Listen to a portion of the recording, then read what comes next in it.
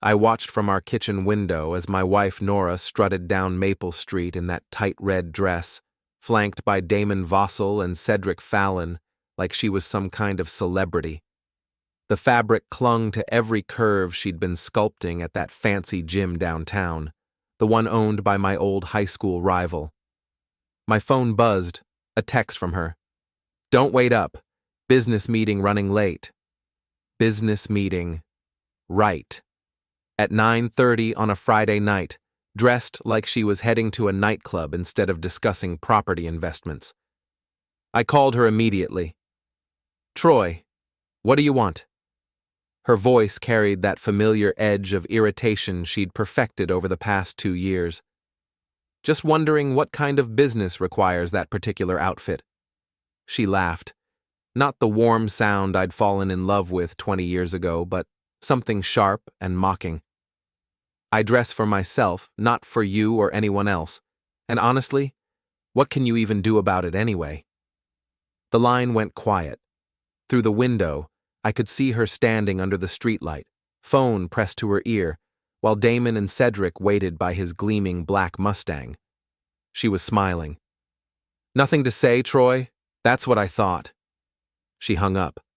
I stood there in our cramped kitchen, surrounded by outdated appliances and peeling wallpaper that we'd been promising to replace for 5 years. My reflection stared back from the darkened window. A 38-year-old man in work clothes, grease still under his fingernails from another 14-hour day at Renwick Electrical Supply. "Oh, Nora," I thought, watching her slide into Damon's passenger seat. "You really should have kept walking." The Mustang's engine roared to life, and they disappeared into the night, leaving me alone in the house we'd bought when we still believed in forever. I poured myself a whiskey and settled into my recliner, the one piece of furniture Nora hadn't replaced with her sophisticated choices. The leather was cracked, the springs shot, but it was mine. Like everything else she'd systematically stripped away from our marriage, this chair represented the man I used to be. Our daughter Jessica was away at college, probably posting selfies and complaining about her boring hometown on social media. The house felt hollow without her laughter echoing through the halls. These days, the only sounds were Nora's heels clicking across the hardwood floors and the slam of doors when our conversations inevitably turned into arguments. I'd suspected the affair for months, little things at first, new lingerie that never made appearances in our bedroom, mysterious phone calls that ended abruptly when I entered the room, sudden interest in girls' nights that lasted until dawn. Then there were the not-so-little things, the way she'd started working out obsessively, the expensive clothes that somehow fit into our tight budget, the complete loss of interest in anything involving our family. But suspecting and knowing are two different animals entirely. I finished my whiskey and headed upstairs to our bedroom. Nora had left her tablet charging on the nightstand, something she never would have done 6 months ago. Her guard was slipping, or maybe she just didn't care anymore. The screen lit up with a gentle tap. No password. She'd removed it last week, claiming it was too much hassle. I'd thought it was a gesture of trust. Now I realized it was something else entirely. The confidence of someone who believed their spouse was too weak to act on whatever they might discover. The messages were all there, laid out like evidence in a court case I'd never wanted to prosecute. Damon. "Can't wait to see you in that red dress tonight. Cedric's bringing champagne to celebrate our new partnership." Nora. "Partnership? Is that what we're calling it now?" LOL. Damon. "Among other things, Troy still clueless?" Nora. "Completely. Poor guy thinks I'm actually trying to save our marriage with these business meetings." Cedric. "You sure he won't cause problems? I've seen him at Marty's bar. Guy's got a temper." Nora. "Troy, please. He's all bark. Besides, what's he going to do? He needs me more than I need him." I scrolled through weeks of messages, each one a small knife twist. Photos I didn't want to see, plans made in hotel rooms I'd never visited, conversations about my failures as a husband, a provider, a man. But the worst part wasn't the betrayal itself. It was the casual cruelty of it all. The way they discussed me like I was some pathetic character in a movie they were all watching together. I set the tablet back on the nightstand exactly where I'd found it and walked to the bathroom mirror. The man staring back looked tired, defeated. Exactly the way they saw me, not anymore. I'd spent 20 years building a life with Nora, 15 years growing my business from nothing into something respectable. I'd put Jessica through private school, kept food on the table during the lean years, and never once raised my voice in anger, despite every provocation. But there's something liberating about discovering that your entire world is built on lies. All those rules you've been following, all that consideration you've been showing, none of it matters when the other person stopped playing by the same rules years ago. I pulled out my own phone and started making notes. Names, dates, locations. If Nora wanted to play games, I'd show her what a real player looked like. The front door slammed shut downstairs at 2:15 in the morning. I heard her heels on the stairs, the bathroom door closing, the shower running. When she finally slipped into bed beside me, she smelled like expensive cologne that wasn't mine. "How was your business meeting?" I asked quietly. "Productive," she whispered back. "Very productive." I smiled in the darkness. Tomorrow, I'd start showing her just how productive I could be too. Before we dive deeper into this story, I have one small request. Please subscribe, drop a like, comment, and hit that hype button to boost this channel so more people can discover these incredible Reddit stories. Saturday morning arrived with the sound of Nora's phone buzzing incessantly on her nightstand. She grabbed it quickly, glancing at me to see if I was awake. I kept my breathing steady, eyes closed, playing the role of the oblivious husband she expected me to be. "I have to run some errands," she announced, already heading for the shower. "Don't wait lunch for me." Errands, right. After she left in her BMW, the one we'd supposedly bought for her real estate work, I made my own plans. First stop, Marty's Tavern, the kind of blue-collar bar where men went to solve problems with whiskey and honest conversation. Marty O'Brien had owned the place for 15 years, ever since he'd retired from amateur boxing with hands that couldn't quite make fists anymore. He'd trained me back in high school, taught me that fighting wasn't about anger. It was about strategy, timing, and the willingness to take punishment while you waited for your opening. "Troy Renwick," he said, looking up from the glasses he was polishing. "Little early for you, isn't it?" "Need to talk, Marty, and I need advice." He poured 2 whiskeys without being asked and settled his bulk onto the stool across from me. "Wife troubles? How'd you guess?" "Same look you had before the Henderson fight senior year. Like someone sucker punched you and you're trying to figure out how to hit back." I told him everything. The messages, the lies, the casual way they'd dismissed me as irrelevant.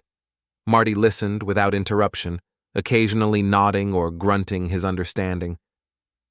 "So what are you going to do about it?" he asked when I finished. "I don't know. Part of me wants to confront her, throw it all in her face." "And the other part?" "The other part wants to make them all pay." Marty smiled, the same expression he'd worn when teaching me to counterpunch. "You remember what I always told you about fighting angry? Angry fighters lose fights." "That's right. They swing wild, leave themselves open, make stupid mistakes." He leaned forward. "But fighters who channel that anger, they're dangerous. They don't just win, they make their opponents regret stepping into the ring." "So what are you saying?" "I'm saying don't swing wild, kid. Make them feel the punches before you throw them." I left Marty's with a clearer head and a darker purpose. Instead of going home, I drove to Damon's gym, Elite Fitness, a chrome and glass monument to vanity located in the trendy part of downtown.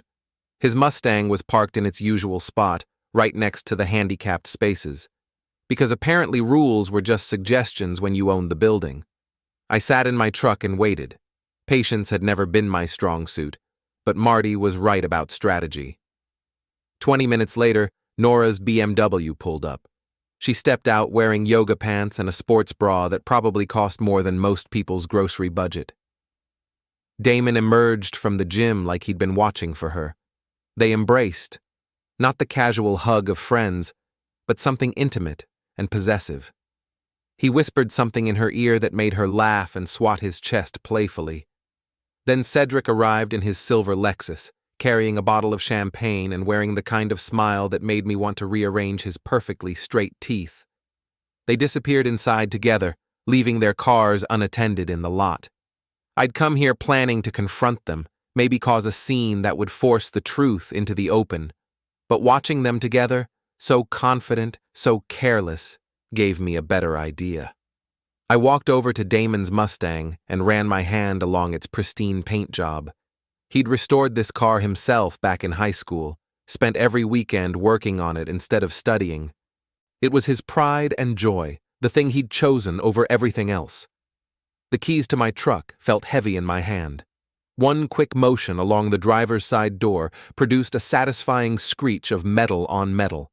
Then the passenger side, the hood, the trunk. When I finished, I pulled out a piece of paper and wrote, "You're next." I tucked it under his windshield wiper and walked back to my truck, feeling lighter than I had in months. That's when I noticed Mrs. Morrow from across the street, standing on the sidewalk with her phone pointed directly at me. She lived 2 houses down from us and had made gossip her full-time profession since retiring from the school district. She waved at me cheerfully and kept recording. Perfect. I drove home and spent the afternoon researching. Financial records, business licenses, social media profiles, all the digital breadcrumbs that people leave without realizing they're creating a map of their vulnerabilities. Damon's gym was leveraged to the hilt, dependent on a clientele that valued image above everything else. Cedric's law practice specialized in real estate deals that skirted the edge of ethical boundaries. And Nora, successful, ambitious Nora, had built her reputation on being the perfect wife and businesswoman. They'd all forgotten the first rule of warfare: know your enemy. My phone buzzed with a text from Nora. "Heard you had an interesting afternoon. You're pathetic. Try anything else and you'll regret it." I typed back, "Just getting started, sweetheart." But I didn't send it. Instead, I deleted the message and replied, "Sorry, not sure what you mean. Home, whenever you're ready." Let her think I was still the same weak man she'd been manipulating. Let them all underestimate me. By evening, my phone was ringing constantly. Mrs. Morrow had apparently shared her video with half the neighborhood. Friends, relatives, business associates. Everyone wanted to know if it was true, if I'd really keyed Damon's car, if my marriage was falling apart. I answered every call with the same confused innocence. "I don't know what you're talking about. Nora and I are fine." When she finally came home at midnight, Nora was furious. "Do you have any idea what you've done?" she hissed, cornering me in the kitchen. "The whole town is talking. My clients are asking questions. Damon's threatening to press charges." "Charges for what?" "Don't play stupid, Troy. We both know what you did." I looked at her with the most sincere expression I could manage. "Honey, I've been home all day working on invoices. If someone damaged Damon's car, it wasn't me." For a moment, uncertainty flickered across her face. Then her expression hardened again. "This isn't over," she said. "I hope not," I replied quietly. She stormed upstairs, leaving me alone in the kitchen with my plans and my growing sense of purpose. Round 1 to me. Sunday morning brought the first real consequence of my new approach to marriage. Nora sat at the kitchen table, laptop open, phone pressed to her ear, trying to manage what she kept calling damage control. "No, Mrs. Patterson, there's no truth to the rumors," she said, her voice strained with false cheerfulness. "My husband and I are working through some minor issues, but it won't affect my ability to handle your property sale." I poured coffee and listened to her lie with professional smoothness. 20 years of marriage had taught me to recognize all her different voices. The one she used with clients was honey over steel. When she hung up, I offered her a cup. "Rough morning?" You know exactly how rough. She didn't look up from her laptop screen. 3 clients have called already. Mrs. Morrow's little video is making the rounds on Facebook. What video? The look she gave me could have stripped paint. The one where you're vandalizing Damon's car, obviously. I was home yesterday afternoon, working on the Henderson account. Stop lying, Troy. We both know what? That someone damaged your friend's car? That's terrible. Did he call the police? She stared at me for a long moment, and I could see the wheels turning. The Troy she knew would have confessed by now, probably apologized and offered to pay for the damage. This version, calm, helpful, concerned, didn't fit her expectations. He's considering it, she said finally. Well, I hope they catch whoever did it. Vandalism is a serious crime. I left her sitting there and went to my workshop in the garage. 30 minutes later, I heard her car pull out of the driveway. My phone rang immediately. Marty. You stirred up a hornet's nest, kid. How so? Damon was in here last night, ranting about pressing charges, hiring private investigators, making you pay. Cedric was trying to calm him down, but you could tell he was rattled too. And Nora? Didn't see her. But word is, she's scrambling to keep her business relationships intact. Apparently, some of her clients don't appreciate being associated with domestic drama. Perfect. I'd learned long ago that people like Nora, Damon, and Cedric had one thing in common. They valued their reputations above everything else, threatened their image, and they'd make mistakes. Marty, I need a favor. Name it. There's a charity gala next Saturday at the Riverside Hotel, some kind of fundraiser for the Children's Hospital. Think you could get me an invitation? Probably. Why? Because all 3 of them will be there, and it's time for round 2.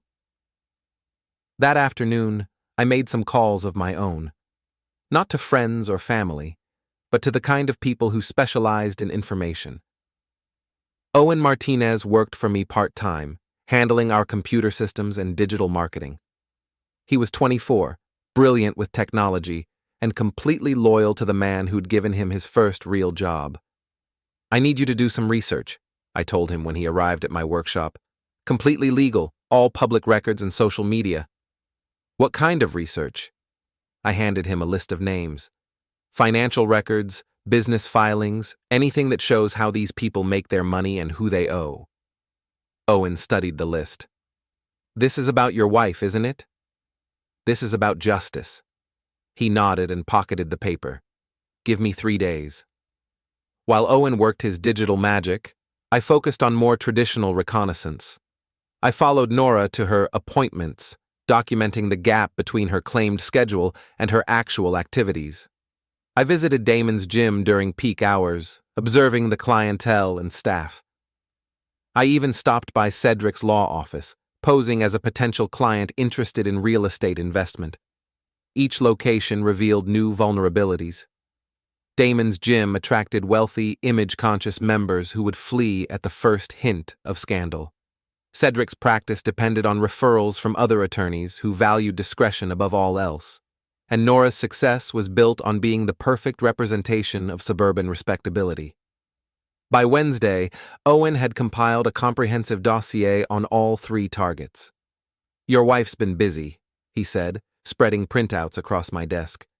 She's been flipping properties on the side, using information from her real estate job to identify undervalued homes.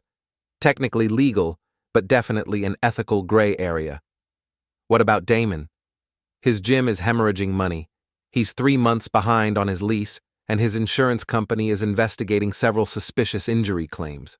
Plus, there are some interesting photos on his private social media accounts. Cedric? Clean on the surface, but he's got gambling debts that would make his law partners very uncomfortable. Also, he's been using his legal access to run background checks on women he meets online.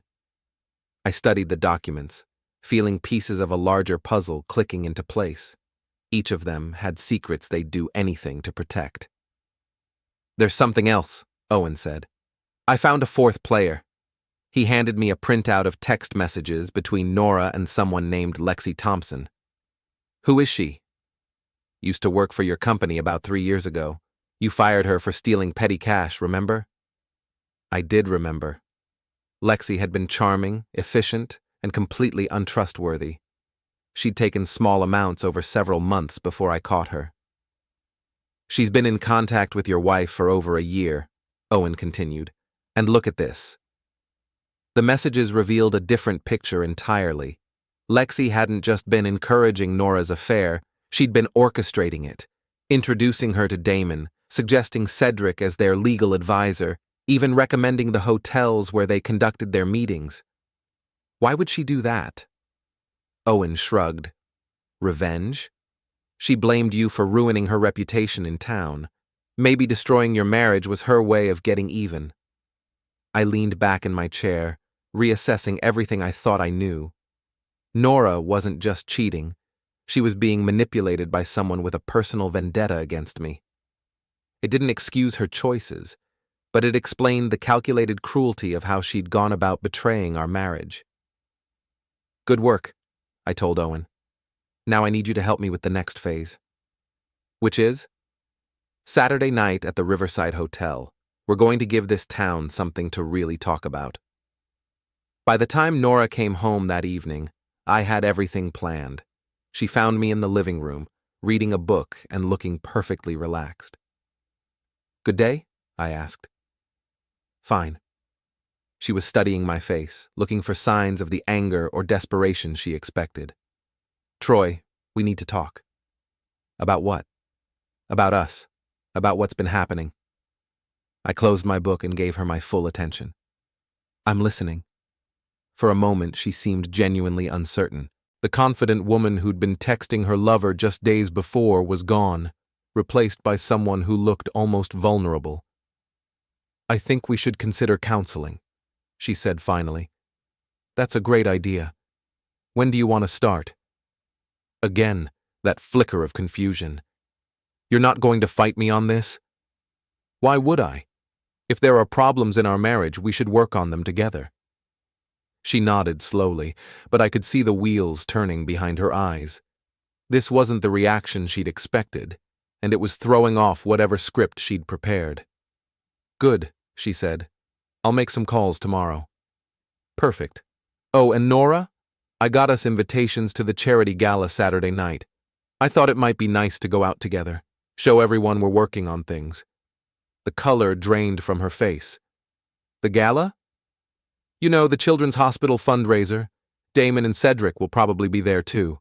It'll be good to see them in a social setting, clear the air about this whole misunderstanding.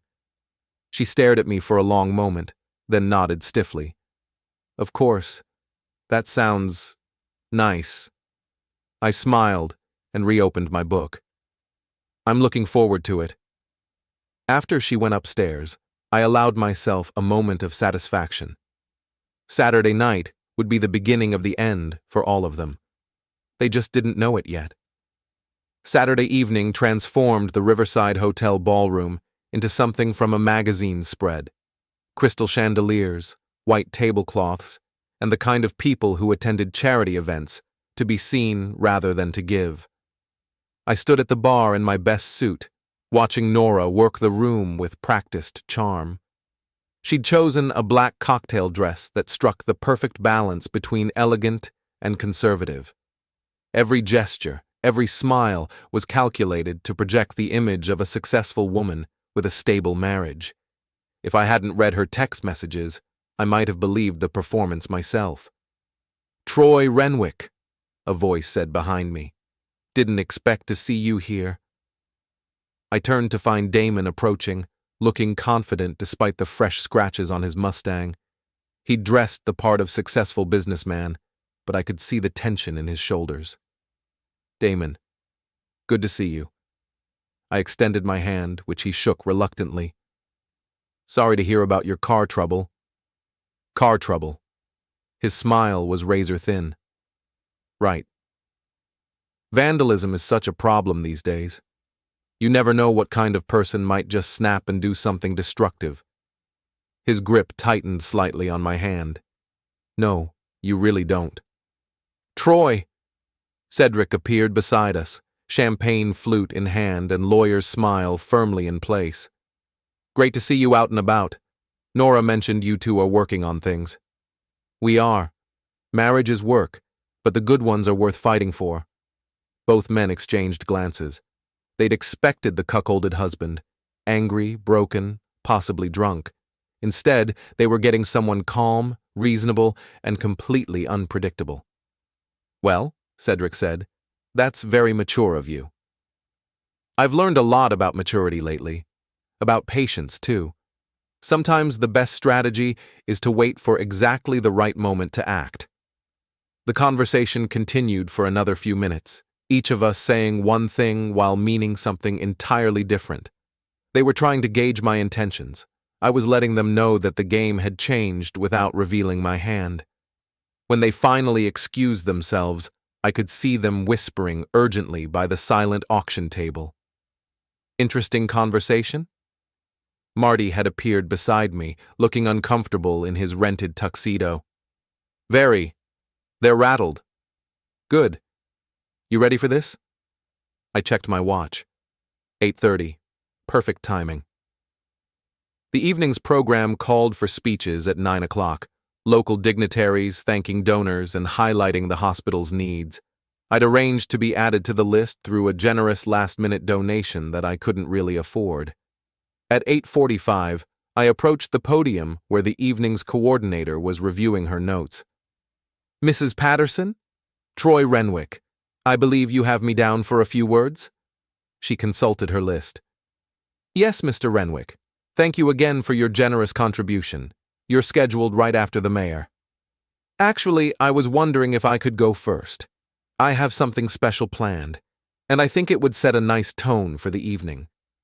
She looked uncertain, but my donation had been substantial enough to earn some flexibility. "I suppose that would be fine." I returned to my table where Nora was making small talk with other guests. She looked up as I sat down. "You seem relaxed tonight," she said. "I am. Very relaxed." "Troy, about what we discussed the other day."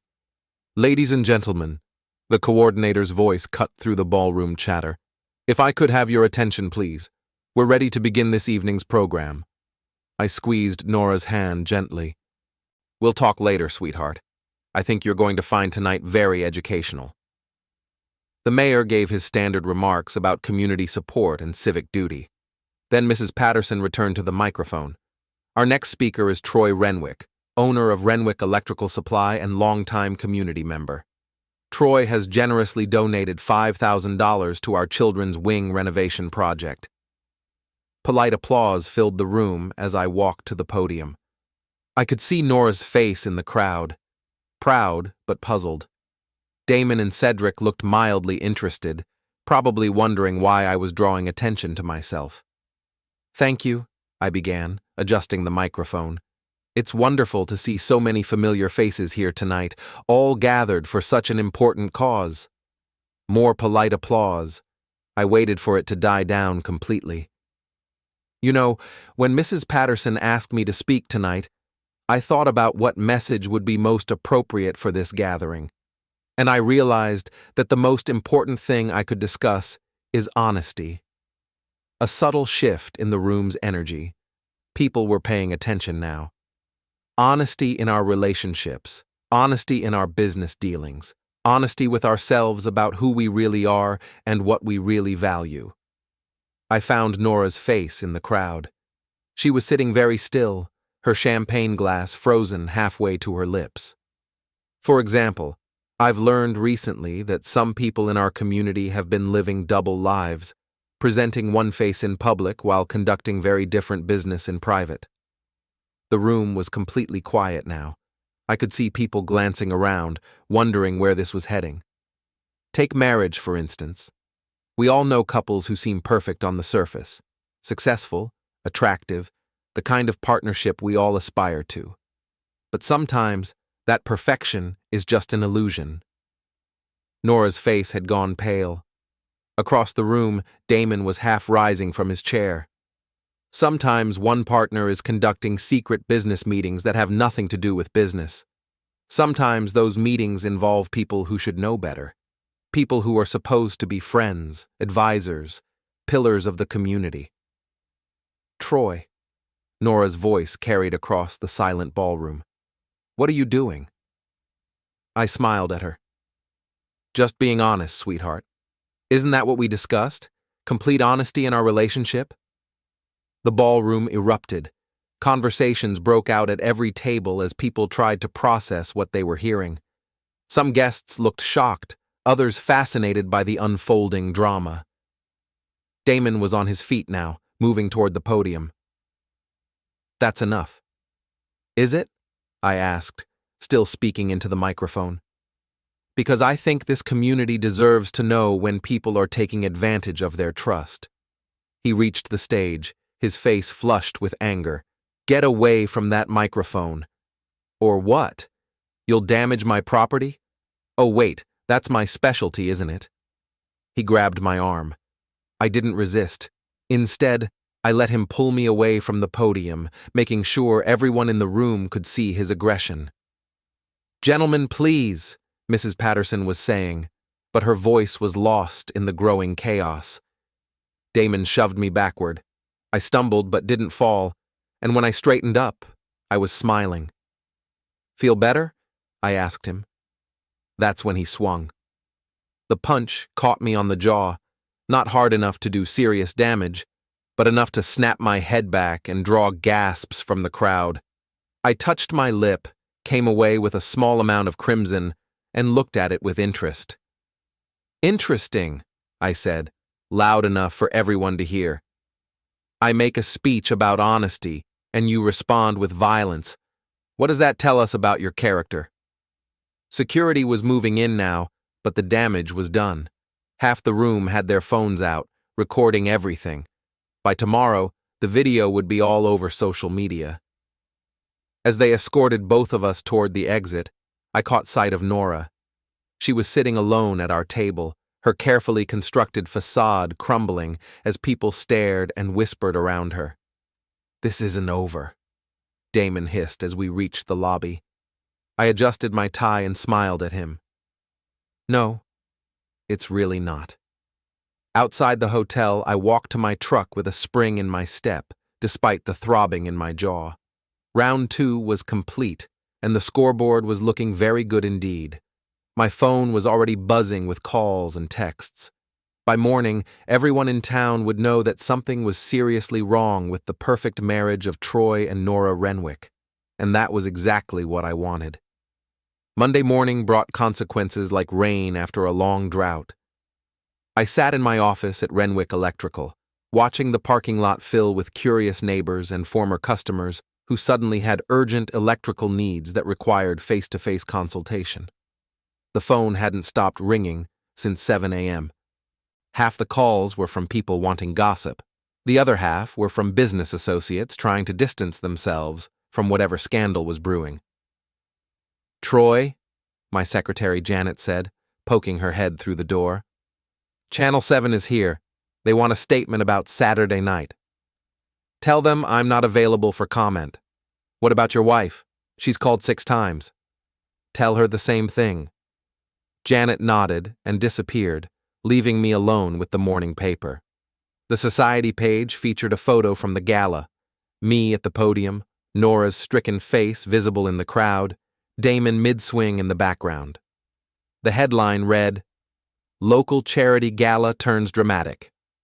Owen knocked and entered without waiting for permission. You need to see this, he said, setting his laptop on my desk. The screen showed Nora's Facebook page. Her profile picture, a professional headshot designed to project success and reliability, had been bombarded with comments and reactions. Her business page was worse. She's lost 3 clients since yesterday, Owen reported. 2 more are reconsidering their contracts. And look at this. He pulled up Damon's gym website. The reviews section, once filled with 5-star testimonials, now featured a mix of genuine feedback and pointed questions about the owner's professional conduct and anger management issues. What about Cedric? His law firm's website crashed this morning. Too much traffic from people trying to figure out his connection to the drama. His partners are probably not happy. I leaned back in my chair, studying the digital wreckage. Phase 1 complete. What's Phase 2? Before I could answer, Janet's voice came through the intercom. Troy, there's a Lexi Thompson here to see you. Says it's urgent. Owen and I exchanged glances. Send her in. Lexi Thompson looked exactly as I remembered. Petite, blonde, with the kind of smile that made you check your wallet afterward. She'd dressed professionally for this visit, but I could see the calculation behind her friendly expression. Troy, it's so good to see you again. She settled into the chair across from my desk uninvited. I heard about your troubles and wanted to offer my support. That's very kind of you, Lexi, especially considering how our professional relationship ended. Her smile flickered slightly. Oh, that old misunderstanding? Water under the bridge. I'm more concerned about what Nora is going through right now. Are you? Of course. She's such a sweet person, and this whole situation must be devastating for her.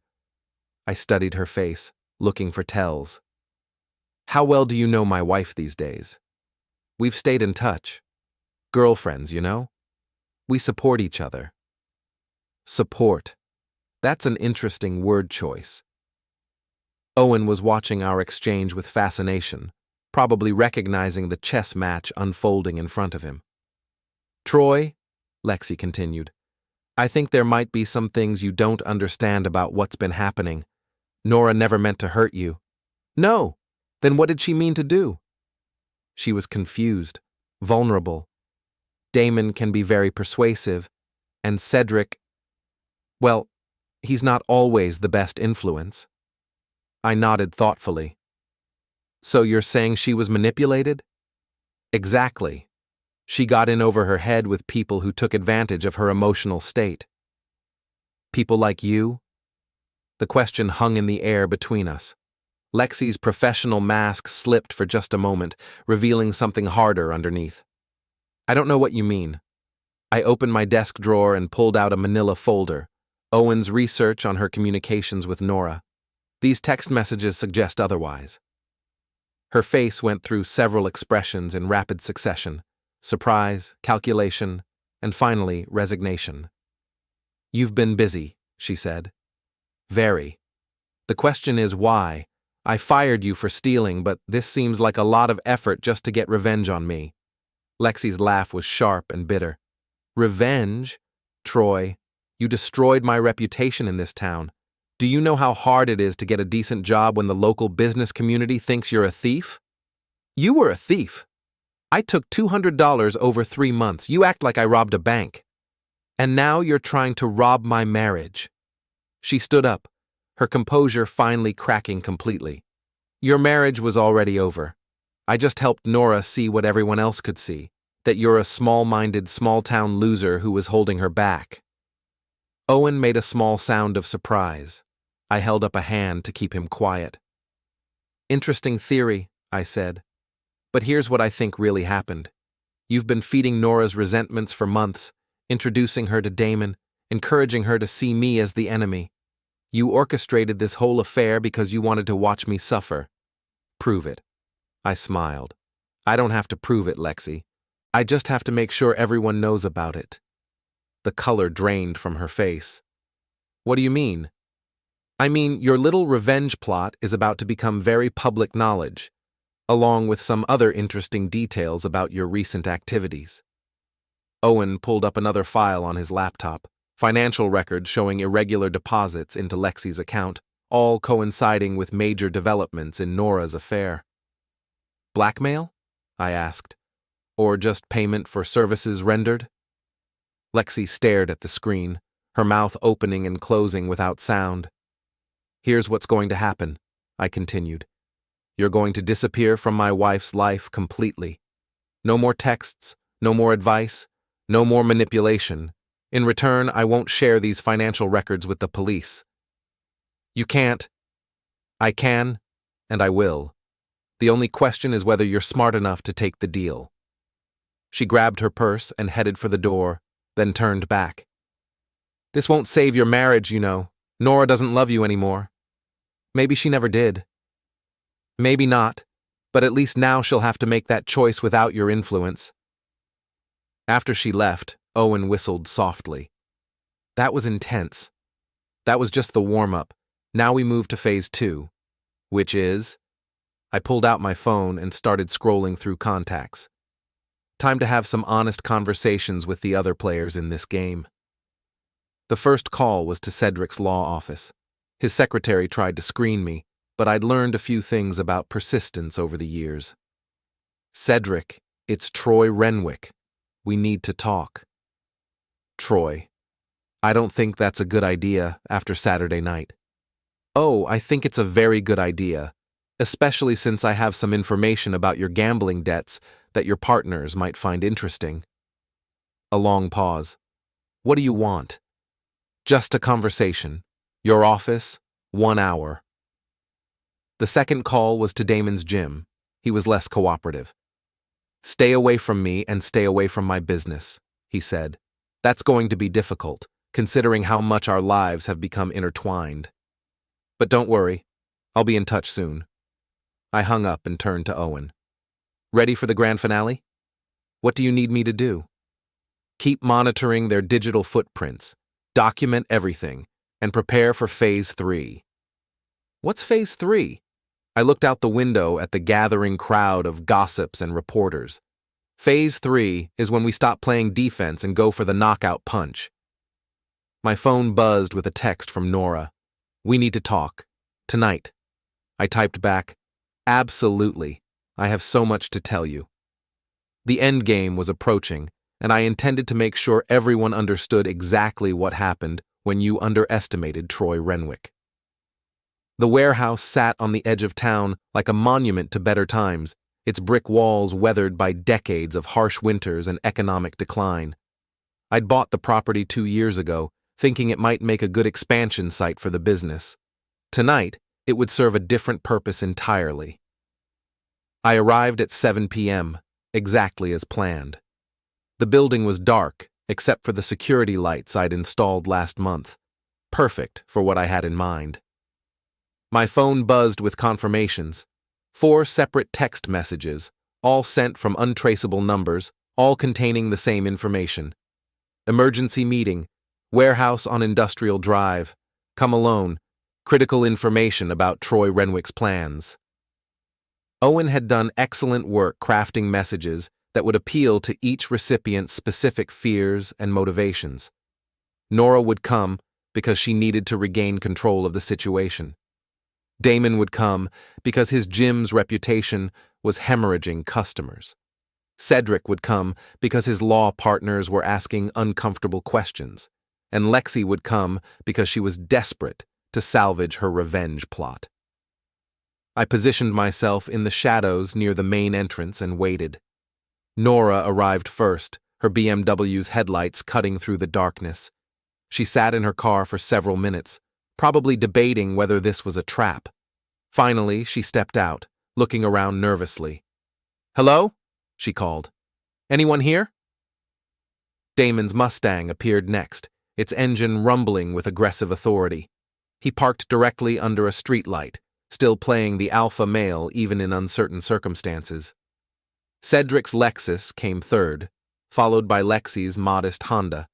They gathered near the warehouse entrance, a small circle of conspirators trying to figure out why they'd been summoned. Did anyone else get that text? Nora asked. About Troy's plans? Damon nodded. Someone's trying to warn us. Or trap us, Cedric added, his lawyer's instincts finally kicking in. There's only one way to find out, Lexi said, approaching the door. That was my cue. I stepped out of the shadows, keys jingling in my hand. Evening, everyone. Thanks for coming. They spun around as one, faces registering shock, anger, and in Lexi's case, something approaching fear. You, Nora breathed. You sent those messages. Guilty as charged. I unlocked the warehouse door and gestured inside. Shall we? I have so much to show you. We're not going anywhere with you, Damon said, but his voice lacked its usual confidence. Oh, I think you are, because if you don't, Tomorrow morning, this entire town will wake up to some very interesting reading material. I held up a manila envelope thick with documents and photographs. "What's in there?" Cedric asked, his professional curiosity overriding his caution. "Everything. Financial records, text messages, photographs, witness statements, the complete story of how 4 people conspired to destroy a marriage for their own selfish reasons." "You're bluffing," Lexi said. "Am I?" I pulled out a single sheet of paper and handed it to her. "This is just page 1 of your financial records, the ones showing payments from various sources over the past 6 months. Want to explain those to the group?" She stared at the document, her face growing pale. "Inside," I said again. "All of you. Now." They exchanged glances, but the envelope in my hand had shifted the balance of power. One by one, they followed me into the warehouse. I'd spent the afternoon preparing the space, folding chairs arranged in a semicircle, facing a table where I'd set up Owen's laptop and a portable projector. The concrete walls would provide excellent acoustics for what I had planned. "Take a seat," I said, gesturing to the chairs. "We have a lot to discuss." "Troy," Nora began, "whatever you think you know, I know everything." I connected the laptop to the projector, and the first image appeared on the wall behind me, a screenshot of text messages between Nora and Damon. Every conversation, every lie, every moment you thought you were so clever. The projection showed their words in stark black and white, impossible to deny or explain away. "This is illegal," Cedric protested. "You can't record private communications." "Can't I?" "Owen, would you like to explain how we obtained this information?" Owen stepped out from behind a support pillar, laptop bag slung over his shoulder. "All public records, social media posts, and voluntarily shared information? Nothing illegal about any of it?" I clicked to the next slide, financial records showing Damon's gym hemorrhaging money. "Let's start with you, Damon. 3 months behind on rent, insurance company investigating fraudulent claims, and membership down 30% since word got out about your anger management issues." "That's—" He started to stand. "Sit down." My voice carried an authority I'd never used before, and to my surprise, he obeyed. "We're not finished." The next slide showed Cedric's gambling debts. "Cedric, your law partners are very interested in your recent financial difficulties, especially the ones that might compromise your ability to represent clients ethically."